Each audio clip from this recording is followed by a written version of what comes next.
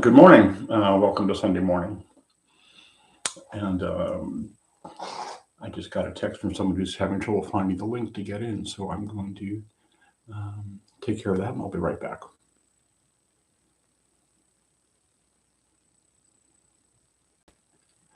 There she is. Okay.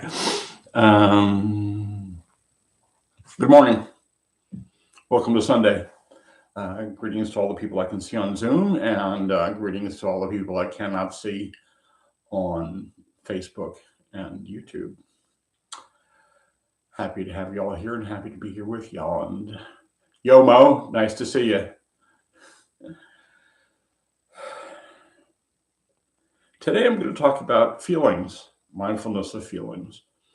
One of the most frequent comments that I see about from beginning meditators especially is about difficult feelings. And usually takes the form of something like, I'm grieving, I'm angry, I'm sad, or something like that. And I'm meditating and I can't make it stop. And the truth is, we don't make it stop. Feelings do not just go away. And one of the popular myths about meditation is that by practicing, we can make our difficult feelings go away. And that's not true. But what we get as a benefit of mindfulness practice is a different relationship with our feelings. And we get to be relieved of the added layer of suffering that we sometimes impose upon ourselves with that. So, just getting my technology set up here a little more. So that's what we're going to talk about today. But first, let's meditate. So I invite you to find a comfortable meditation posture that works for you. And that would be a posture in which you are sitting upright, alert, but not rigid, awake, but relaxed. If you are sitting, just let your back fall into its natural curve without getting like super rigid. This is a relaxed practice. You might want to tuck in your chin a little bit. That straightens the top of your spine. It's like if there's a thread at the crown of your head, it just pulls that up a little bit without stretching the muscles in the back of your neck. I have been contacted by some people who have back issues and prefer to meditate laying down. That's fine. There are 4 meditation postures: sitting, standing, walking, and laying down. If you are going to be laying down, I suggest that you keep your arm on the ground, but your hand in the air, so your arm's at 90 degrees. Just relaxed. That way, if you fall asleep, your hand comes down and you wake up. Falling asleep during meditation is common and not a big deal. So why don't we start with just sort of relaxing into our posture. And I want to invite you to just lower your gaze, so like you're looking down the bridge of your nose. That relaxes the muscles around your eyes. And take a slow, deep breath. And on the out breath, just gently close your eyes.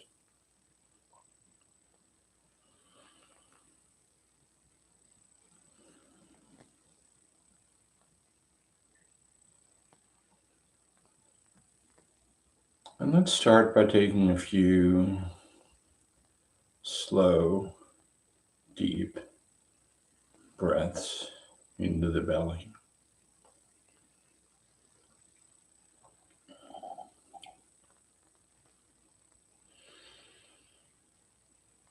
About 3/4, not stressing or straining, just to get connected to noticing the sensations of the body breathing.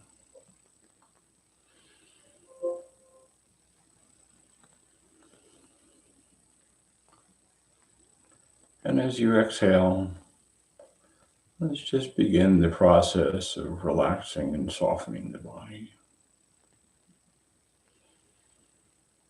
Slow, deep breath in.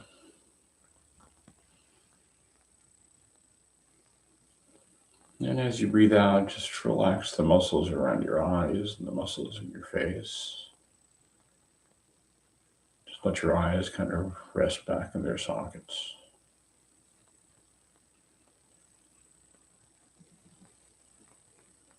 And letting your breathing return to normal.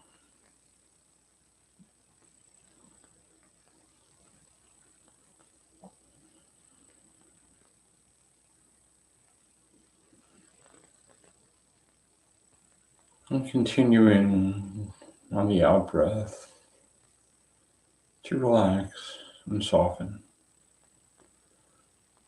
a little bit at a time, however much you can. There's no goal, no have to. Just normal breathing, and as you breathe out, just relax your shoulders. Just let them fall.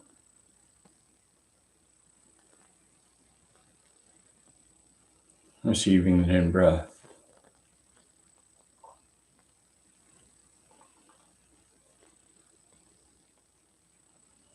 And as you breathe out, relax your belly. We walk around with a tight belly much of the time, and this is a soft belly practice. Just let your belly hang. Let it expand with the in breath and relax with the out breath.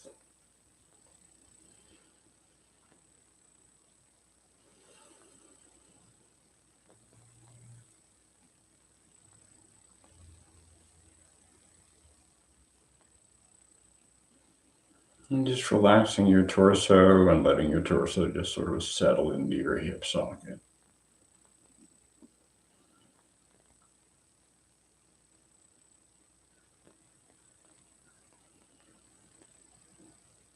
To whatever degree you can.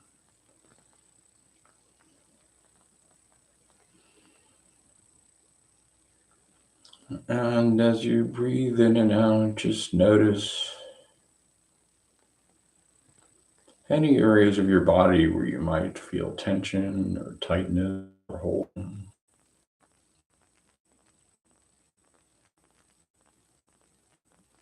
Just breathe into that and let it relax to whatever degree you can on the out breath.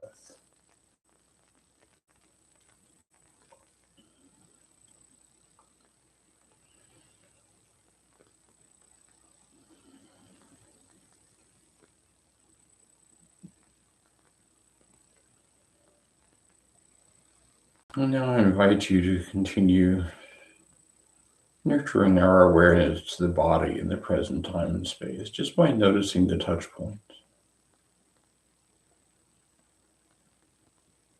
Noticing the sensations of your feet on the floor or your legs on the floor if you're sitting cross-legged.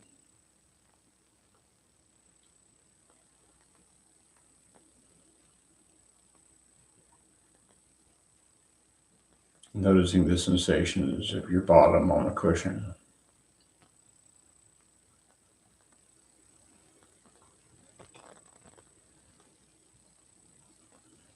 Once you notice the sensations on your hands resting in your lap, if your hands are resting palm down, notice the sensation of your palm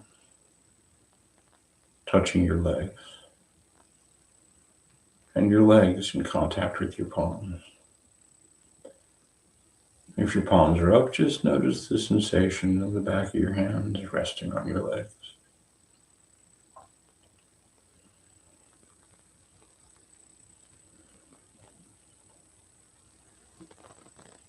Just settling into the simplicity of this moment. There's nothing else going on. We're just sitting here.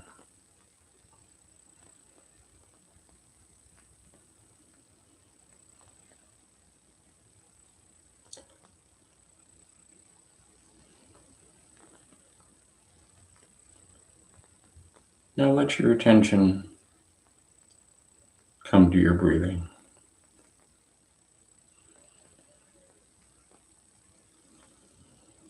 The sensations of the body breathing in and out. There's nothing to do. There's nothing to make happen. Your body is just breathing in and out on its own.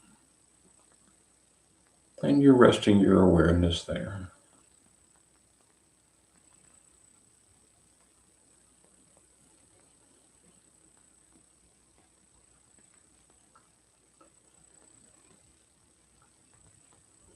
Noticing the sensations of your chest and belly expanding. Your back might straighten a little bit, and your rib cage expands. As you breathe in, just noticing what you notice there.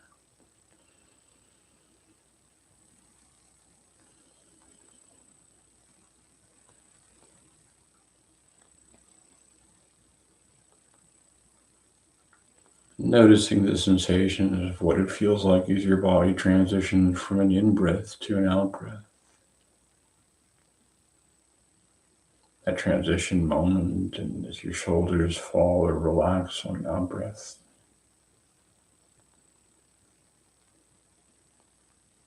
Your chest comes in. Your body settles a little more.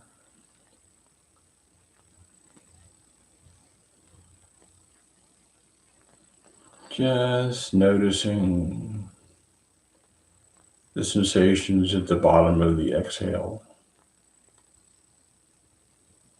as your diaphragm expands and your body transitions into the next in-breath.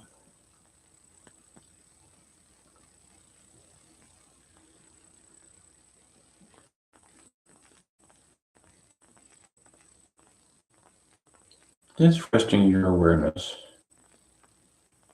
keeping your focus on the breath, on the body breathing.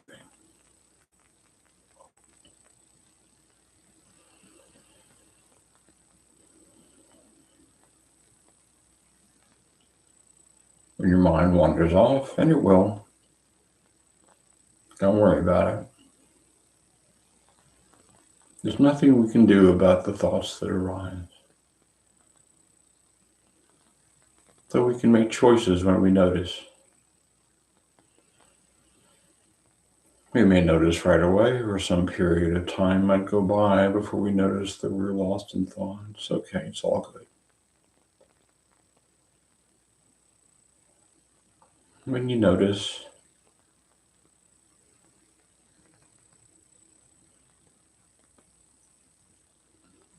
if it helps, just say, oh, thinking. All good. Quietly to yourself. And bring your attention back to the breath.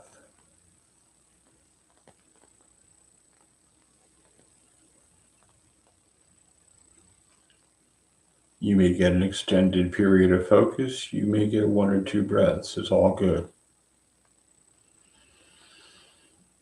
You cannot do this wrong. This is a gentleness practice. The doing it is the doing it.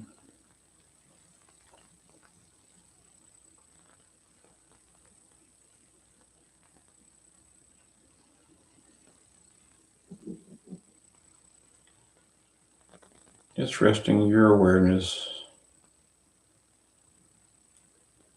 on the body breathing.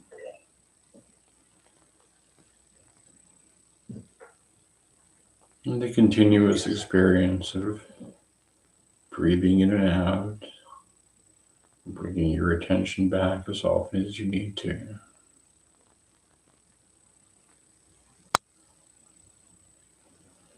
And just breathing in and out.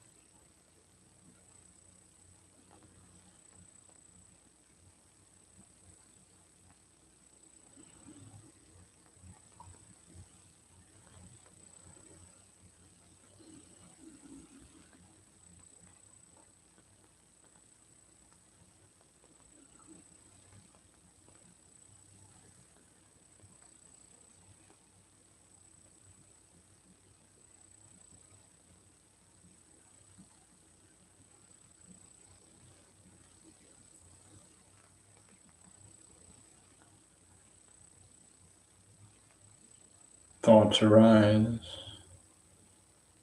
feelings arise, sensations come and go. It's all good. Just noticing what arises, and what arises passes away.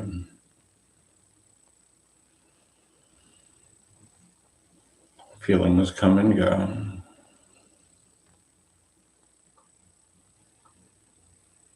And bring your attention back to your breathing. Gently,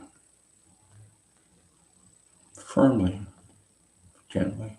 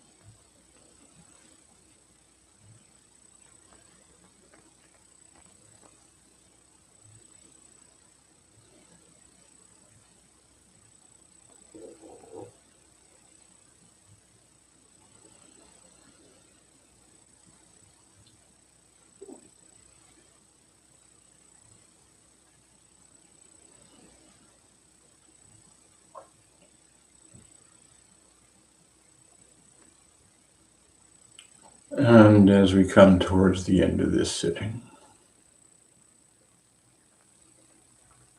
I invite you to notice with kindness and compassion whatever your experience of this meditation has been. It's all good. I invite you to notice with kindness and compassion whatever feelings you brought into this, whatever feelings arose.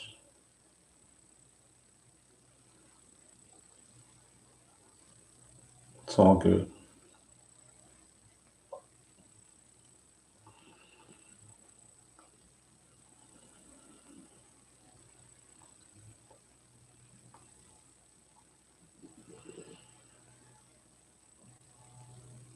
And may it be that the benefits of this practice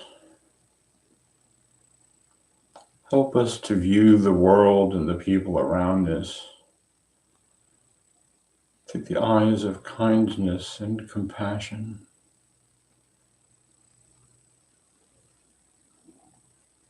And to bring that energy of kindness and compassion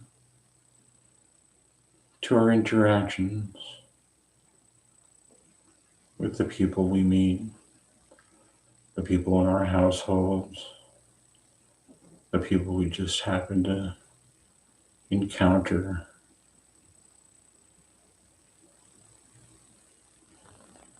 And may it be that the benefits of this practice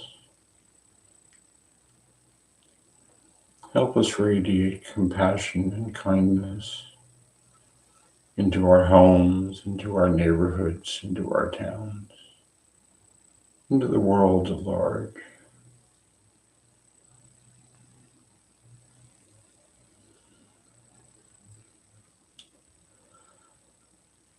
May the benefits of this practice be a benefit to all beings everywhere.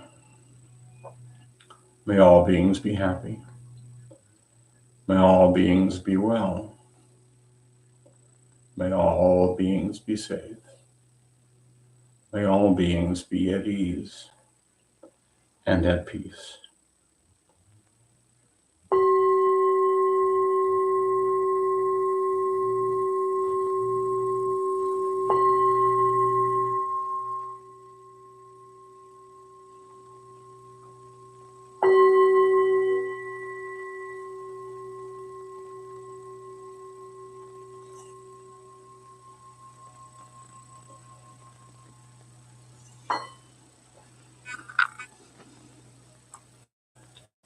Thank you for your practice. I'd like to start by welcoming anybody who's new. Sydney, nice to see you. Mo, nice to see you. My old friend Maria, who I haven't seen in way too long.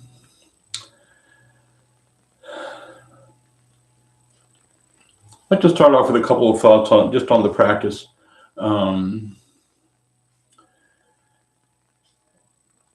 One of the things that I've heard especially beginners say is, I'm lost in thought and I'm not meditating. But that's really not an accurate characterization. Anytime in meditation practice, you're just aware of whatever's happening. You cannot do this wrong. The doing it is the doing it. Thoughts and feelings are not an interruption. They're just something that happens in the mindful field. You may experience anger or frustration or whatever. And you might approach that with this too. This too is part of the experience. It's easy to feel like we need to reject parts of our experience. But mindfulness leaves nothing out. And it's a practice. We're not going to okay, now you got it. I keep coming back to that great quote by master cellist Pablo Casals, who practiced 8 and 9 hours every day. I recently saw a documentary on Robert Fripp, the great guitar player, and he practices all day long. And somebody asked Casals why he practices all day, every day. And he said, well, I might be improving. These things are practices, and these experiences, thoughts, feelings, sensations, it's all just part of the practice. And we're present not in spite of these things, but with all of it. So this too, simple practice, which is a good bridge into talking about mindfulness of feelings and emotions. As I said at the beginning of today's sitting, there's a popular myth in meditation about meditation that we get to be relieved of our difficult feelings, and we don't. And there's also a popular myth that mindfulness is a kind of a passivity where we're not really involved in our experience. But I would suggest that it is a greater involvement in our experience than just sort of letting things come and go and being off in the mind stream, the thinking, discursive mind. We're actually more focused and bringing our focus back. And we drift off. That's what we do. The mind does that. And I heard something interesting this morning. I was in a meeting this morning and I heard someone say, I'm powerless over the first thought. And I really, really liked that a lot. I am powerless over the first thought, but I can decide what to do after I notice it. So the practice is to notice that I'm thinking without going down the road into whatever narrative the mind is creating at the moment. Just notice thinking as a process and come back. So we learn on the subject of feelings, we learn to be with difficult feelings. We learn not to reject them. We learn to be with pleasant feelings. We learn not to cling to them. It's popular in the culture to classify feelings as good or bad, right? Anger, sadness, grief, bad, joy, love, good. But that really is a fallacy because feelings only have three qualities: pleasant, unpleasant, or neutral. Or I'm okay, I'm not okay, or as one person describes it. They're all appropriate. They come and go on their own. And they're part of how we know we're awake and alive. Pleasant, unpleasant, or neutral, they're all appropriate. And we grew up learning this, and the culture is kind of permeated with this idea that we meet our unpleasant feelings with aversion. Don't want it.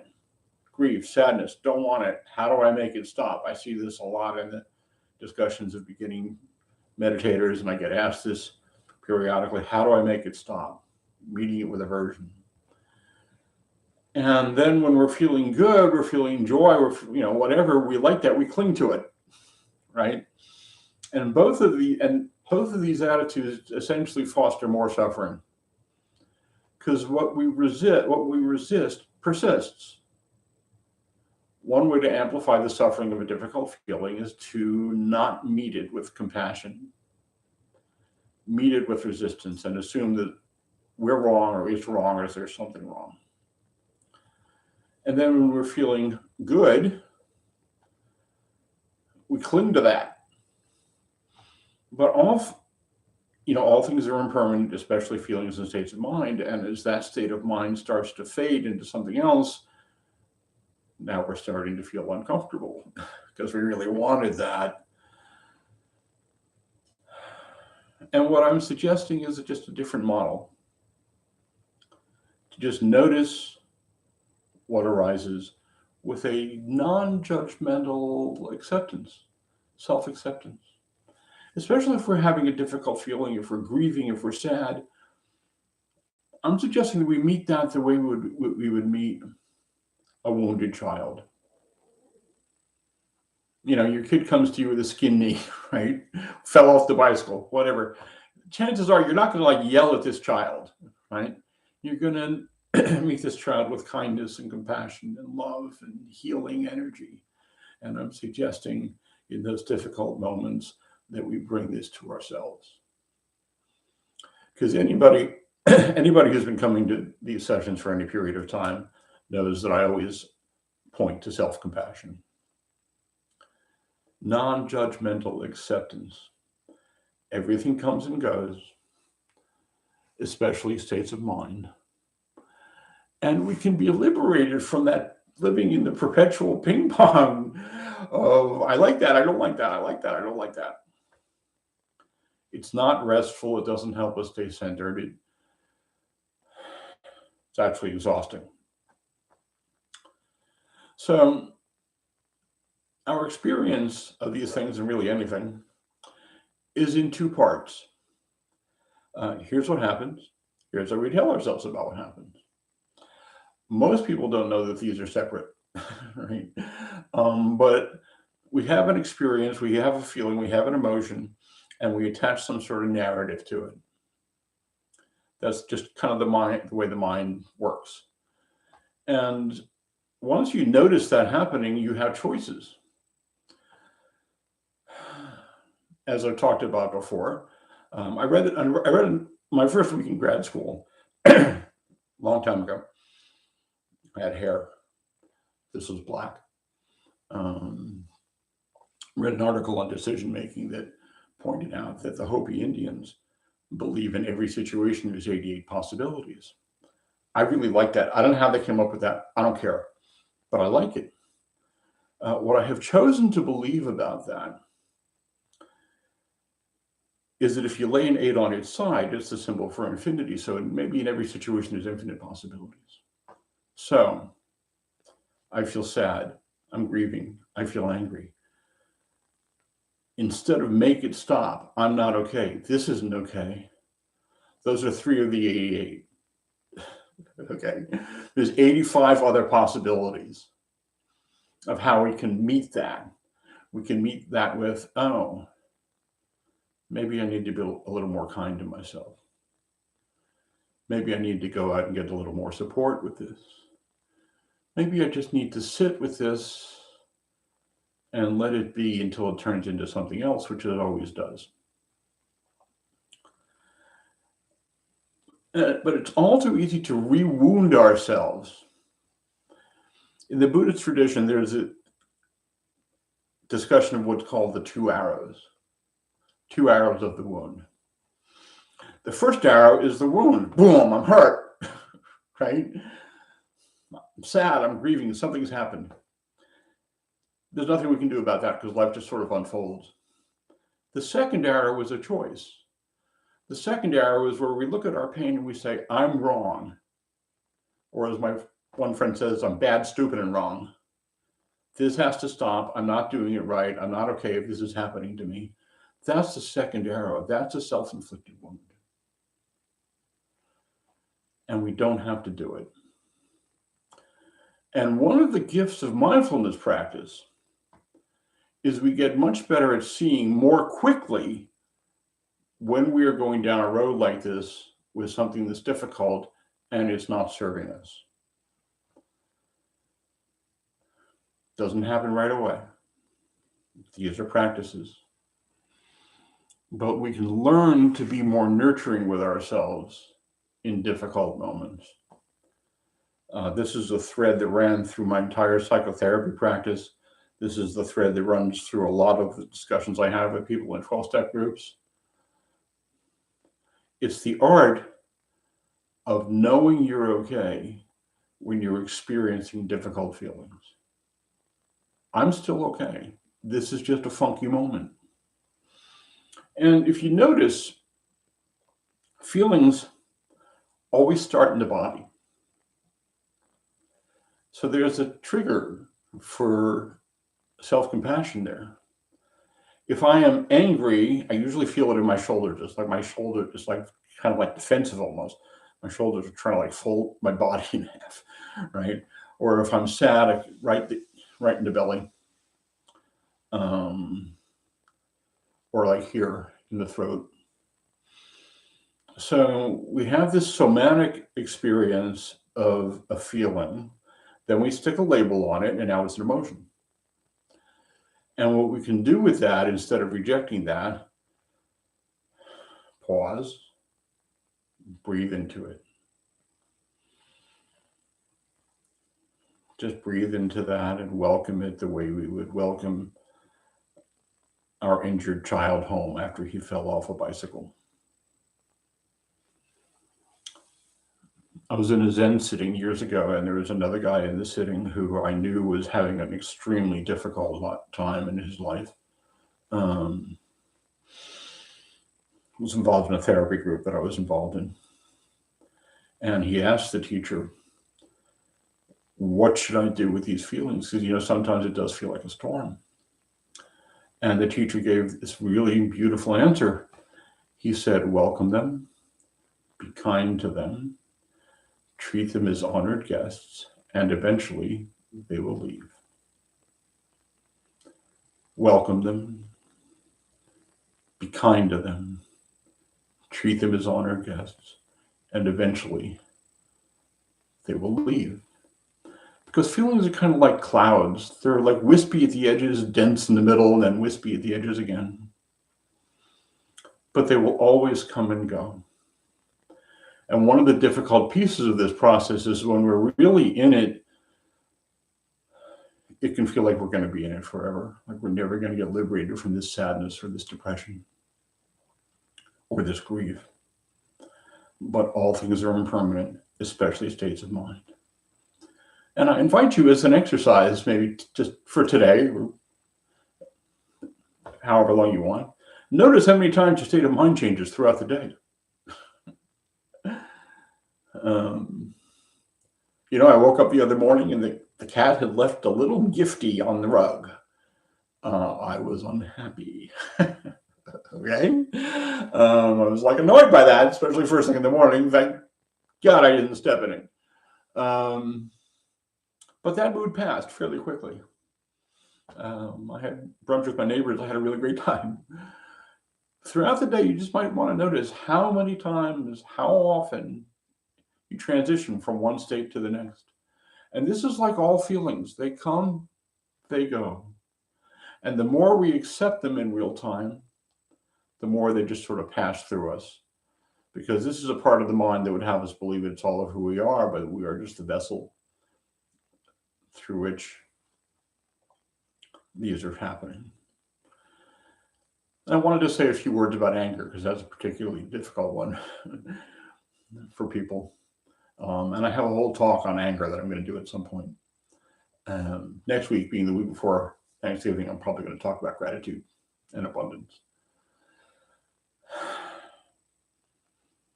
Anger has a bad rap. Anger has a bad reputation because people equate being angry with doing angry things, lashing out, hurting people, saying hurtful things. But anger has an important function. It lets us know we're being messed with. It lets us know our boundary is being crossed. It lets us know we're seeing something that is not okay with us. And the truth about anger is it's a form of grief. It's a form of meeting something that is painful to encounter and surrounding it with kind of a defense. I've heard the great Buddhist teacher and real heavyweight in the hospice, death and dying thing, said, anger equals grief plus fear. There's nothing to fear in anger. And if we meet it with rejection, that's the second arrow. The art of anger is to be really angry, but not be relieved of our ability to make good choices. I can feel like bopping somebody upside the head. That's fine, as long as I don't bop them upside the head. Right? I can feel like going over and screaming at that person is really annoying me. Actually, that person's not doing anything. I'm getting annoyed. They're just doing their thing. 88 possibilities is how I can meet that. I can feel like going up and screaming at that person. That's fine. as long as I don't actually do it. Feelings don't make karma. The actual definition, literal definition of karma is action. Feelings don't make karma. Actions determine what comes next. That's my definition of karma. What we do now defines, informs what comes next. And these moments of anger and these moments of difficult feelings are opportunities for self-compassion. To meet yourself with, okay, I'm doing the best I can. It's okay. It's all good. You're doing the best you can. It's all good. All of this points to self-compassion. And really everything I teach, I try to point to self-compassion because I think that's the missing ingredient. So, as I said before, I invite you to notice today how often or how many times you make a transition from one's feeling state to another. Even if you're going through a difficult process and you're grieving, it's not solid. It changes. It's more intense. It's less intense. You're feeling calm and centered. You're feeling anything but calm and centered. It changes throughout the day. I'm just inviting you to notice that. And meet yourself with kindness and compassion, the same kindness and compassion you would offer to anybody else in the same situation. So, thank you for your kind attention.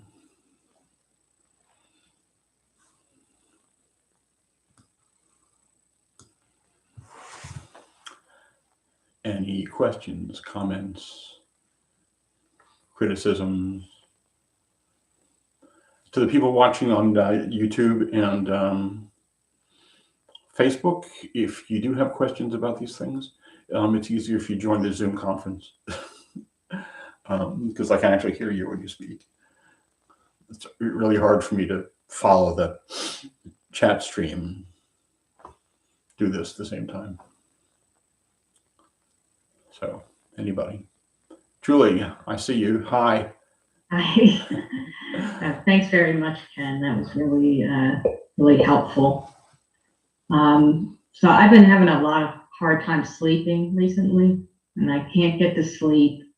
And part of it's because, I'm writing so many things. I'm writing all this stuff for work and for school and for my hobby. And, it's just, I know you were a newspaper writer, so maybe you can help with this. But then when you're writing things, you have to go through all the words in your head over and over to kind of get it right. But but then I stay up at night and then I can't sleep and then I feel guilty and then I criticize myself and it's just this endless cycle. So I'm doing the self-compassion that you teach, but how do I how can I sleep better? Do you have any suggestions? First off, welcome to the club. It's a big club. Insomnia is an old friend of mine. Oh yeah. And I have decided, and I still practice this. It's a practice.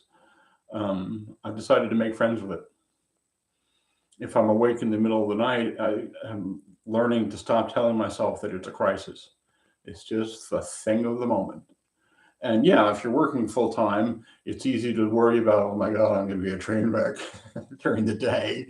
I'm going to feel like I'm walking a brick on a leash all day long. Yeah, exactly. That vaguely wiped out feeling of dragging your butt around all day.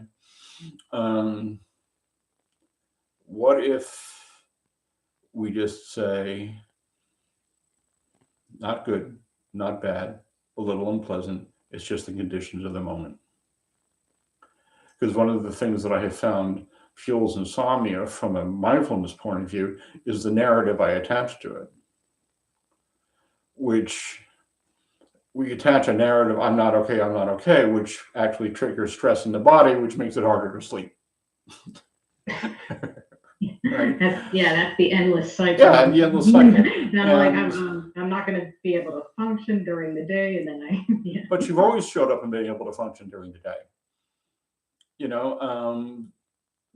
during the worst periods of insomnia when I was at the newspaper, the paper never had to run a picture of white cheese blowing in a snowstorm where my copy was supposed to be. Right.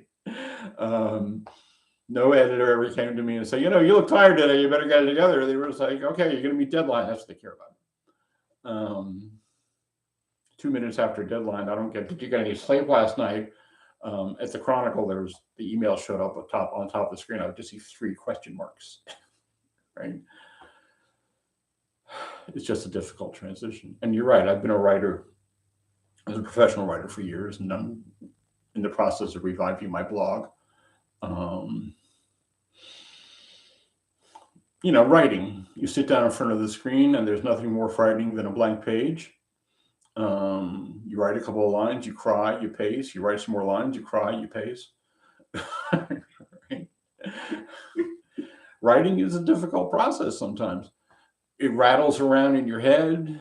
It's like these talks I do, they rattle around in my head while I'm meditating. It's all good. It's all natural. Writing is kind of like a warrior practice, because there's all this chaotic feeling that goes with it. And we can decide that we're okay. This is just part of the process.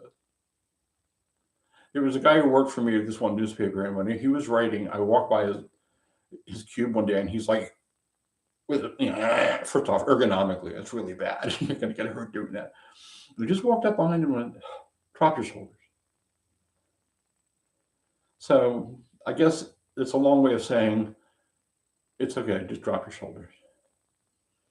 The insomnia will pass. It'll pass more quickly when we stop telling ourselves, this is bad, this is bad, this is bad, this is bad. And I feel for you. As I said. No, that's good advice, because ironically, one of the things keeping me up is all the pain and tension in my shoulders. Yeah, so I'm doing this whole thing. So I appreciate that. Don't watch television, don't sit in front of the computer, don't do anything that flashes a light in your face. Sit up, drop your legs over the edge of the bed, and meditate. Let your body settle. Let your mind settle. I hope that's helpful. Yes, thank you, Ken. Anybody else? Hi, Maria. It's good to see you. It's been years.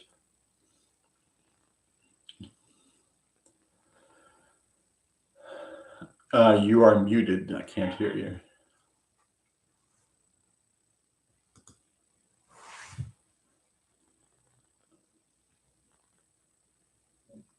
There you go. I said it's very nice to see you, but it's hard to get up. Well, join the Insomniac crew. I'm glad you're here. Glad to see you too, Mo. Anybody have anything else?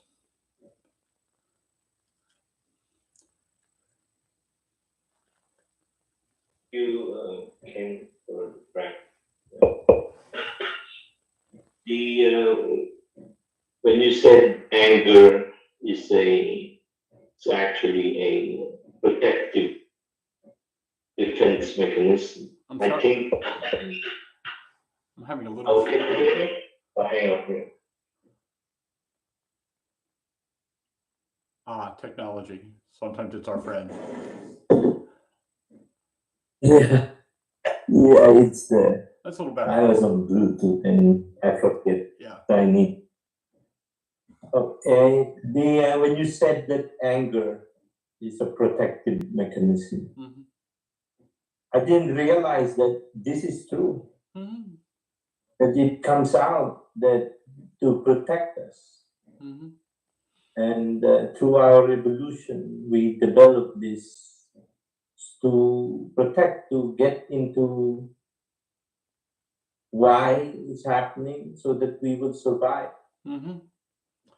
Anger feels safer than grief. Grief makes me feel vulnerable. Anger makes me feel like you can't mess with me. Yeah. Right? Actually, sorry. And if you have you read David Hawkins about the energy level? Anger is higher than grief, and some some teachers were saying that it's better to have anger because it's more, you have energy, while in grief you don't have energy. Well, That one of my favorite writers, speaking to writers, you know, the key to being a good writer is to read a lot. One of my two favorite writers besides Harper Lee is a guy named Victor Villaseñor. He's a Mexican-American writer. He writes unbelievable novels, and as a writer, he's told me more about imagery than anybody else. And what turned me on to him is I heard him in an interview, and he was talking about the value of anger.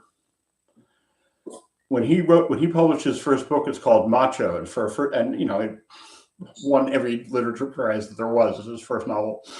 The publishing company, who was an unknown, wanted to release it as a trade paperback. And what that basically means is on cheap paper, cheap binding, no promotion, no money behind it at all. They throw it out into the distribution channel, ship it to the bookstores, so you can say you've been published. And then literally 2 weeks later, it's still sitting on the shelf and all the bookstores send them back. And they get pulped and turned into more books. And that made him really angry. And his anger gave him the energy to confront that. But his ability to control himself when he was angry gave him the ability to confront that in a constructive way. As a writer, as a newspaper guy, you're angry at your editor every day, right? You know, the saying, it's kind of prejudicial, but you know, those who can't write, edit, those who can't edit, publish. Those who can't publish can't do anything, so they run for president. My anger at what was happening to my copy got me out of my chair to walk over to my editor's desk. My mindfulness practice and my self-restraint gave me the ability to not like do anything that would make him want to just like get rid of me. Right? So anger is in a way a higher level of vibration. Your heart rate is up, your blood pressure is up, your adrenal system is happening. Your adrenal system is usually asleep. It's just there for emergencies. But the other thing that can happen with that level of vibration is your head is not as clear. Because instead of stimulating your frontal cortex, which is where all of your executive and thinking and decision making is, when you're angry, the center of the brain for that is stimulating the back of your brain where you're going to fight, flight, freeze. Right? So a good practice when you're that angry is to just come back, put your hand on your belly, take 10 slow, deep breaths. You can still have all those feelings and all that motivation, but it'll slow your body down. Your head will clear a little bit. Your frontal cortex will re-engage. Your adrenal system will look around and say, oh, there's no emergency here, and go back to sleep. Hope that's helpful. Yeah, thank you. That's the amygdala, the fight, fear, the area. It's the amygdala. Yeah. Where they fight. Yeah. Very nice. Very nice, very enlightening what we are discussing. Yeah, the amygdala is like a traffic cop in an emergency, right? So in a stressed out situation, in a normal situation, your brain is sorting information to the front end of the cerebral cortex. In a crisis situation or perceived crisis situation, your amygdala takes over and starts sorting everything to the back of the brainstem. So there's like visualizations you can do. It's like I can see my frontal cortex waking up, you know, that sort of thing. So yeah, the amygdala is like your inner smoke alarm. Any other questions, comments? For those of you who have trouble getting up at 9 in the morning, these are archived on YouTube and Facebook. But I can't take questions live, but I do field questions. If you want to email me, call me, which leads me to, I put in the chat on Zoom and I'll post it on Facebook and YouTube. The usual stuff I put in the chat, there's my contact info, there's my website, information, how to find these talks, these sessions, my contact information, the YouTube channel, the Facebook channel, And if you feel so moved, a link to a donation, although I do not ask for that or expect it. I do this for fun and for free. Last year, I made enough to cover my Zoom subscription. So I'm not going to buy the Lamborghini. It's all good. Probably couldn't get in one anyway and get out of it again. So nice to see you guys. And I'll see you next week. Thank you. Bye-bye.